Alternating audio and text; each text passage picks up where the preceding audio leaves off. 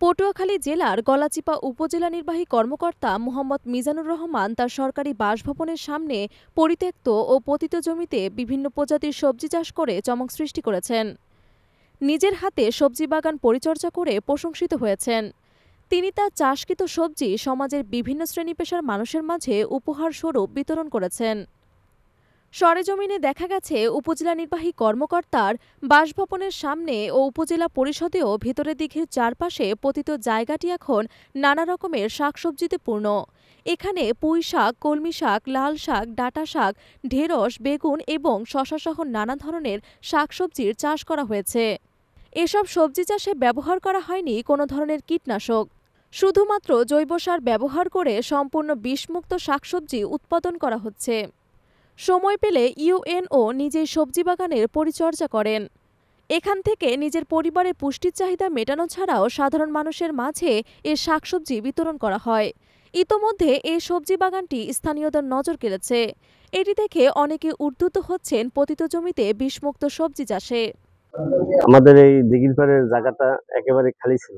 এই সারে আসার পরে এই সারে এই জায়গায় অনেক সবজি লাগাইছে, দেশীয় সবজি। সবজি অনেক মানুষের মতো দেশীয় সবজি, কোনো কীটনাশক নাই এবং জৈব সার, দেশীয় সার দিয়ে তৈরি করা হয়েছে।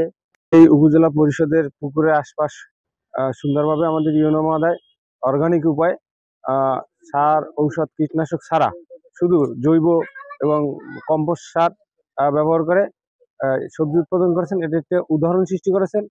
সবজিতে আলহামদুলিল্লাহ ভালো। এখানে তো এই যে আগের পরিবেশটা অনেক আগাছালা ছিল, এখন তো সুন্দর গোছালো পরিবেশ, দেখতে ভালো। আমাদের ইউনোরা অনেকেই ছিল, কিন্তু মিজানুর রহমান স্যার একটা সুন্দর উদ্যোগ নিয়েছে। এই যে তার দিঘির পারে যে সুন্দর করে আপনার ওই যে সূর্যমুখী ফুলের চাষ করছে এবং বিভিন্ন ফলের চাষ করছে। এটা একটা সৌন্দর্য। এই দিঘির চতুর্পাড়ে পরিচ্ছন্নতা এবং দিঘির পাড়ে যতটুকু মাটি আছে সেই মাটিতে বিভিন্ন প্রকার শাকসবজি, ফুল চাষ, নানা ধরনের বিভিন্ন প্রজাতির সবজি উৎপাদনে মানুষকে উদ্বুদ্ধ করেছে।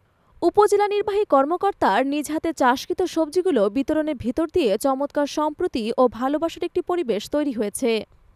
রহমান স্যার এই উপজেলায় পদায়িত হয়ে আসার পরে আমাদের এই উপজেলার কমপ্লেক্স ইউনো বাংলো এবং উপজেলা চেয়ারম্যানের বাংলো এবং আমাদের যে উপজেলা কম্পাউন্ডের ভিতরে যে পুকুর পাড়টি রয়েছে, পুকুর পাড়ের অনেক জায়গায় দীর্ঘদিন ধরে পরিত্যক্ত অবস্থায় পড়েছিল, যেগুলো আসলে সরকারের নির্দেশনা ছিল যে আমরা এগুলো সকল পরিত্যক্ত জায়গা যেন আমরা উৎপাদন ব্যবস্থার ভিতরে অন্তর্ভুক্ত করি। তো সরকারের সেই নির্দেশনা মোতাবেক স্যার এখানে পদায়িত হয়ে আসার পরে আমাদের নানা ধরনের সবজি চাষের উদ্যোগ নিয়েছে। এই টোটাল উপজেলা কম্পাউন্ড যেটা রয়েছে, এই পুরো কম্পাউন্ড জুড়ে পুকুর পাড় এবং ইউনো বাংলোর ভিতরে চেয়ারম্যানের বাংলো সহ যে সকল পরিত্যক্ত জায়গা, যত জায়গা ছিল সব জায়গা পরিষ্কার করে বিভিন্ন ধরনের সবজি চাষ হয়েছে। একই সাথে সবাই যার যার বাড়ির ছাদে, আঙিনায়, বাড়ির আশেপাশে পরিত্যক্ত জায়গা ফেলে না রেখে কাজে লাগানোয় উৎসাহিত হচ্ছে। আমি 1 অক্টোবর এই বাংলোতে উঠি এবং বাংলোতে ওঠার পরে আমি দেখলাম যে এখানে প্রচুর জায়গা রয়েছে। এখানে যে শীতকালীন সবজি, ক্যাপসিকাম, তারপরে আমার ব্রোকলি ছিল এখানে, ফুলকপি, বাঁধাকপি, মরিচ, তারপর পিছনের দিকে আমি করেছি টমেটো, বেগুন, চীনাবাদাম এবং গোলালু তুলেছি। প্রায় আমি 8 থেকে 10 মণ গোলালু পেয়েছি এবং তার পিছনের অংশটায় আমি করেছি সূর্যমুখী এবং খুব ভালো ফলন হয়েছে। আমি আশা করছি যে 10 থেকে 12 মণ সূর্যমুখীর বীজ পাবো। এই সবগুলো চাষাবাদ আমি নিজে থেকেই করেছি। নিজের হাতে উৎপাদিত সবজি চাষে সরকারি দায়িত্ব পালনের পাশাপাশি অবসর সময়ে তিনি নিজেই সবজি বাগানগুলোর পরিচর্যা করছেন।